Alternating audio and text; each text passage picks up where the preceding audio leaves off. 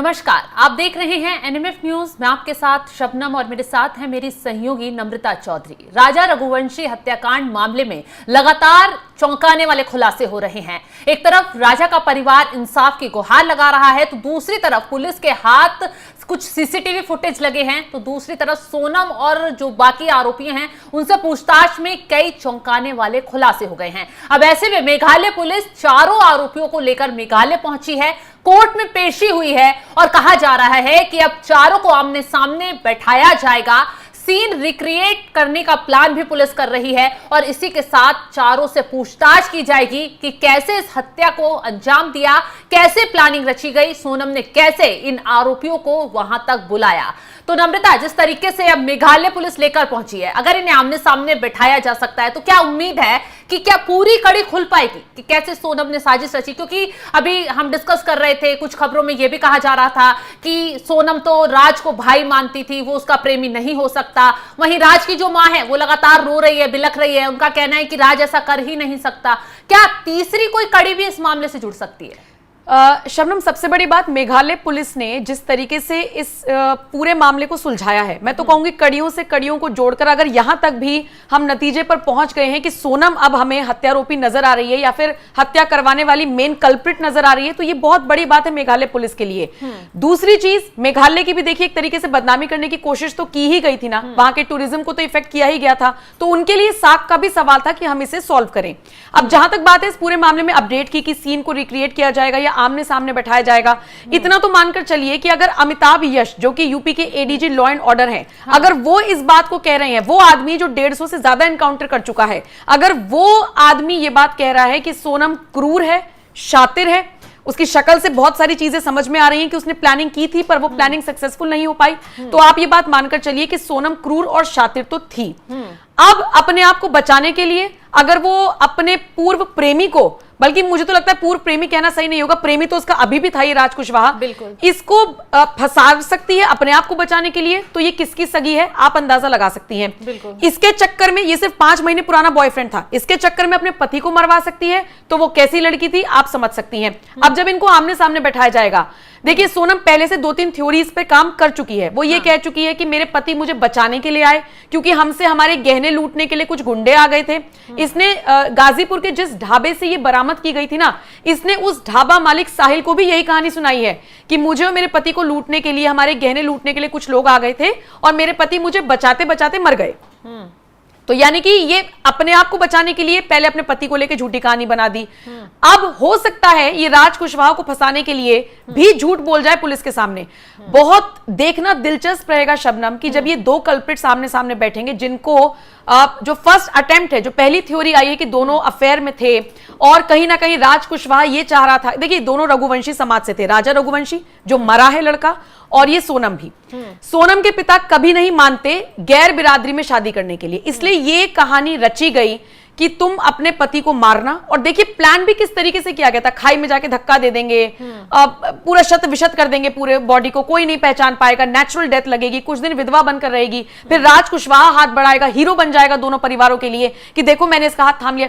सारी चीजें अगर प्यार में की गई है तो सबसे बेवकूफाना हरकत ये थी। और जो लोग कहते हैं ना प्यार अंधा होता है, मतलब अंधा, छपरी, आप इसे क्या कहेंगी, क्योंकि लड़के देखिए, आप मुस्कान वाला केस भी देख लीजिए, मेरठ वाला, ऐसे ऐसे लड़कों के लिए मारा गया है अपने अपने पतियों को, मतलब बिल्कुल ये चीजें रूह कपा देने वाली हैं। अब जब सीन रिक्रिएट होगा शबनम, तो देखने वाली बात होगी कैसे सारी चीजें क्रिएट हो पाएंगी, या ये दोनों आपस में सामने बैठकर क्या खुलासे करेंगे। वैसे मुझे जहां तक लगता है कि आमने सामने बैठाने से पहले दोनों के अलग अलग बयान भी दर्ज कराए जाएंगे और फिर इनका आमना सामना कराया जाएगा कि आपने तो ऐसा कहा और आपने तो वैसा कहा।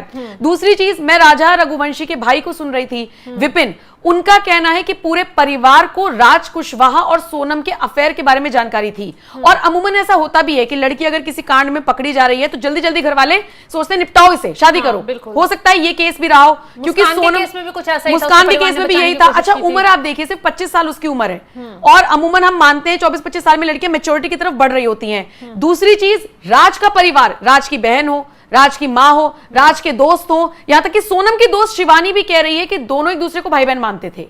अब यहाँ पे थोड़ी सी ये गुत्थी उलझ रही है कि दोस्त भी अगर कह रहे हैं कि हमें ऐसा कभी महसूस नहीं, चले परिवार तो एक बार को बच्चे को बचाने के लिए झूठ बोल देगा, दोस्तों को क्या मिलेगा? उनको तो डर रहेगा ना कि हम कहीं फंस ना जाए। वो भी कह रहे हैं कि हमें तो भाई बहन वाला ही रिश्ता पता था। तो ये क्या था? परिवार के डर से, क्योंकि एक ही फैक्ट्री में दोनों काम कर रहे थे। सोनम के पिता की फैक्ट्री थी और राज कुशवाहा वहां काम करता था, तो सिर्फ पिता की नजरों से बचने के लिए भैया दीदी वाला नाटक था। तो ये भी पुलिस को गुत्थी सुलझानी होगी। देखिए, मान के चलिए सबसे अहम खुलासा और सच अगर कोई बता सकता है तो सोनम ही बता सकती है। बिल्कुल, इसीलिए सीन रिक्रिएट करने के लिए पुलिस उनको लेकर वहां गई है। कोर्ट में पेशी के बाद आमने सामने भी बिठाया जाएगा। अब कैसे कैसे उसकी हत्या की गई, राजा को कैसे इन लोगों ने पकड़ा, कैसे मारा, कैसे पहाड़ी से नीचे फेंका, ये सीन रिक्रिएट किया जाएगा। तभी उसके बाद क्लियर हो पाएगी स्थिति कि क्या वाकई ये लोग उस हत्याकांड में शामिल थे, क्या सोनम वहां सामने खड़ी हुई थी। क्योंकि जब पुलिस वहां लेकर पहुंचेगी तो आमने सामने ने खड़ा किया जाएगा, इनसे पूछा जाएगा कि आप कहां खड़े थे, कैसे खड़े थे, क्या स्थिति थी, वो सब चीजें वहां पर क्रिएट की जाएंगी। उसके बाद एक नई चीजें भी निकलकर सामने आ सकती हैं। और इसी के साथ नम्रता, एक गाइड भी सामने आया जिनको इन लोगों ने वहां पर रखा था कि किस लोकेशन पे हमें घूमना है, पहाड़ी पर कहां तक जा सकते हैं, कहां तक नहीं। तो उस गाइड ने एक बड़ा खुलासा किया है, नाम है उसका अल्बर्ट बताया जा रहा है। और उसने खुलासा किया है कि मुझे पहले सोनम और राजा रघुवंशी ने बुक किया था और मैं उनके साथ साथ आगे पहाड़ी पर चल रहा था। तो कुछ युवक थे, 3 से 4 बता रहा है वो भी आगे साथ साथ चल रहे थे और महिला उस दौरान पीछे चल रही थी।